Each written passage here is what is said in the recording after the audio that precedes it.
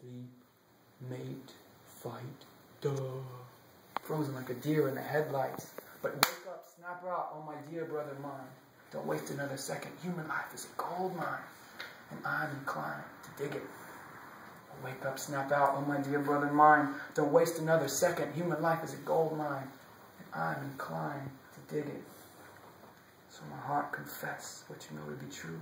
I need to taste something real, not just chew the chew. So Lord, give me something fresh for my parched consciousness. Show me what real love is. Will let my mind be blessed with a special sort of greed, in inner agitation to get what I need, burning up my patience at any cost, by any means. I was lost, but now I see. I'll never rest satisfied without a love supreme. Love supreme. Love supreme.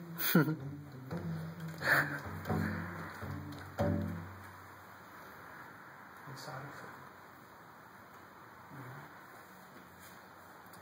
Oh, what a nice boy you are. You're going in the right direction. Going in the right direction. Your sincerity is driving you raw like anything, but driving you forward in the right direction. You're a good boy. But you're asking me, oh Lord, give you something fresh. I say, no. You need a little education. Some mixed up conception. Who is God and what is God? I'm just a man. I'm not the Lord of the universe or the master of time, but I let go with his flow and ride the waves sublime. I throw my hands in the air, do not my will but thine. My only purpose is your purposes, and devotional services, the quencher for my thirsts, the meaning of life, and the life of my soul. I used to value cash, but now I'm going for the gold and lotus feet of my Buddha Hari. He's a dynamic volcano of loving ecstasy, and the very sound of his name has got the best of me. Stirred up, riled, and busting through the soil, he sprouted the seed and made me forcibly loyal. Sold out, dedicated, I'm handing over the keys, and with them the title, registration, and deed to my life. It's his life, I just beg participation, wholehearted service with no selfish motivation. So if the flavor of love is what you hanker to be tasting, then cast off your shyness, leave your patience, and embrace it from the core of your heart. Make the joyful jubilation of the soul. What?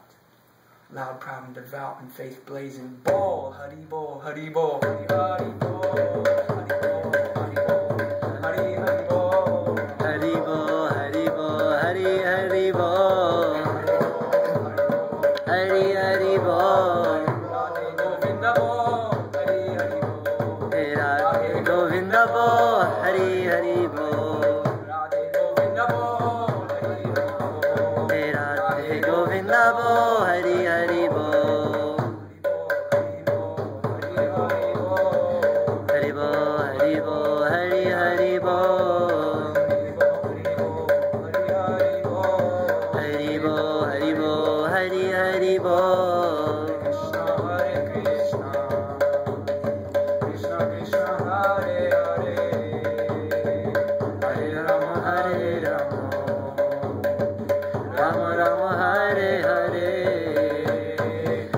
Krishna Hare Krishna, Krishna Krishna Hare Hare, Hare Rama Hare Rama, Rama Rama Hare Hare. Hare Krishna, Krishna Krishna, Hare Hare, Hare Rama, Hare Rama, Rama Rama, Hare Hare. Hare Krishna, Krishna Krishna, Hare Hare, Hare Rama, Hare Rama, Rama Rama, Hare Hare. Hare Krishna, Krishna Krishna, Hare Hare, Hare Rama, Hare Rama, Rama Rama, Hare Hare. Hari Bol. Hare Krishna, Krishna Krishna, Hare Hare, Hare Rama, Hare Rama, Rama Rama, Hare Hare. Hare Krishna, Krishna Krishna, Hare Hare, Hare Rama, Hare Rama, Rama Rama, Hare Hare.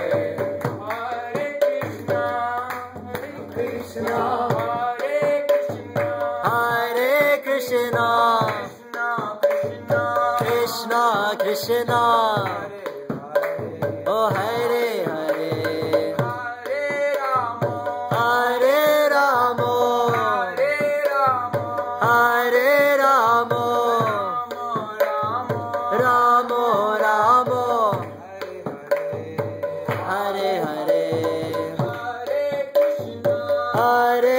Krishna, Hare Krishna, Hare Krishna, Krishna Krishna, Krishna Krishna, Hare Hare Hare, Hare Rama, Hare Rama, Hare Rama, Hare Rama, Rama Rama, Rama Rama, Hare Hare. Hare Hare. So though the flavor of love is what you hanker to be tasted, then cast off your shyness, leave your patience, and embrace it from the core of your heart. Make the joyful jubilation of the soul. What? Loud, proud, and devout, and faith blaze and bold. So, that sadhu and that young boy, they became completely absorbed in kirtan, and all night long they did kirtan. It's always kirtan. Like we'll do all night for like 6 hours or so.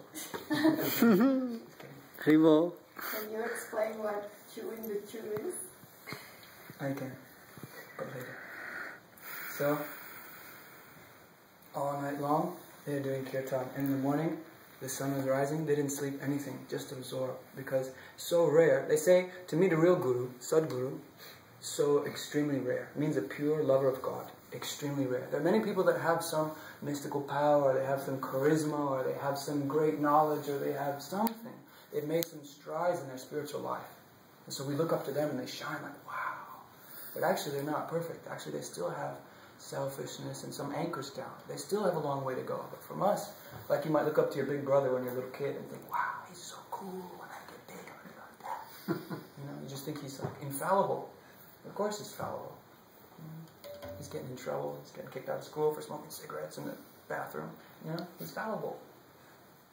The same way, real guru, true guru, someone who really sees and knows God. So extremely rare. But they say also, so rare, real disciple.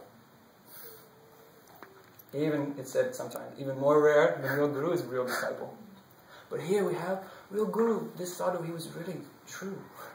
True blue. And this boy, honest and simple, real disciple. And the two of them rejoicing in each other. Oh my God, I found someone like you. And the guru looking down. Oh my God, I found someone like you. I can put out the treasure of my heart to someone else. I can share this thing. Everyone in the world is so much intoxicated with trying to get selfish pleasure on top of selfish pleasure. Material enjoyments and comforts and all these things. Chewing the chewed. It means like, I chewed so many times. How many times you can have sex? How many times you can eat ice cream cones? How many times you can get drunk at the bar? How many times you can go to the movies? How many times you can do the same thing? Life after life after life, getting married and getting divorced and going through the same thing. Chewing again and again and again, but there's no juice left. Like bubblegum after all the flavor's gone. It's like, there's no flavor. There's no flavor. Chewing and chewing. I need to taste something fresh. Taste something real. So there's so much joyful. Without guru, not possible. No way to know God. And that guru is so happy. Oh, without a disciple, no way to spread my seeds in the world. So he's so happy. And in the morning, that boy, crying, he caught hold of his feet and he said, I can't live without you actually. I know you're a sadhu and you don't stay. You're going to go. I want to come with you. And so I said, alright. Nice. Let's go. Awesome. Let's go. And so, I pack something? I'll just pack some sandwiches and stuff. No need. That's not our style. Yeah. That's not our style. We eat what the Lord gives with His own hand, and that's the best flavor. Alright, let's go. But one thing, before we go, He told me, in the course of the night, they told many things about their own lives to each other. He said, you told me you have a brother. So you're so dear to me. Anyone who's dear to you, anyone related to you is also dear to me. I would like to meet your brother. I don't think it's a good idea. Yes. Where is he? He lives here, doesn't he? I know he does. Yes, my brother lives here. Why didn't he come all night long? We're making kirtan. He wasn't coming. He wasn't attracted to the kirtan. He didn't want to sing the names of God with us. Not my brother. No. He would probably be enraged if he was even conscious enough to know that we were singing the names of God anywhere near him. He doesn't like God. He thinks he's God and all these things. I'm like, Baba. It's not his fault. He's just twisted up. Any child knows I'm small and dependent, and God is so wonderful and my protector. When we get too proud and too smart and too puffed up, then I'm God and everything is God. And this is actually the ultimate fantasy of the ego, false ego. I am God. Everything is God. When I become perfect, I will realize I am God. Everyone is God. You are God. I am God. It's all one. If it's all one, there's nobody to love anybody else. And for Vaishnavas, for Bhaktas, those who believe in and follow the path of Bhakti, that's worse than hell. We'd rather go to hell forever than merge into the oneness and have love be an impossibility. Devotees believe in three things eternally. Bhakti, Bhakta, and Bhagavan. That love is eternal. The lover, the devotee, is eternal. And the Lord, Bhagavan, is eternal. And the impersonalists, those of the opposite camp, they want to destroy all these things. That, oh, you do love, you do bhakti now, you worship the deity, oh, Radha, Krishna, anything. But once you become perfect, it's just a means to an end. And once you become perfect, no need to worship anymore because you are Radha, Krishna, it's all the same. So like this, they want to destroy the love. Cut the love. They want to cut the lover, the bhakta. Oh, you'll become Brahman, you'll become the light. They want to kill the bhakta. And Bhagavan also, he's also Brahman, you're Brahman, everything is Brahman. Bhagavan means God is a person. God has feelings and desires, and he's playful gestures and crooked glances and smiling, joking words. He's lovely. He's wonderful. He's our best friend, our beloved, and our everything. But then personalists want to cut. No, there's no Bhagavan. There's just Brahman, just light, just isness. Om. And like this, by this oneness, they want to kill the Holy Trinity of love, lover, and beloved. So my brother's like that. Oh, gosh. He thinks he's God, he thinks the booze is God, he thinks the girls are God, he thinks it's all God, so this is his worship. He doesn't believe in sin. It's so shameless.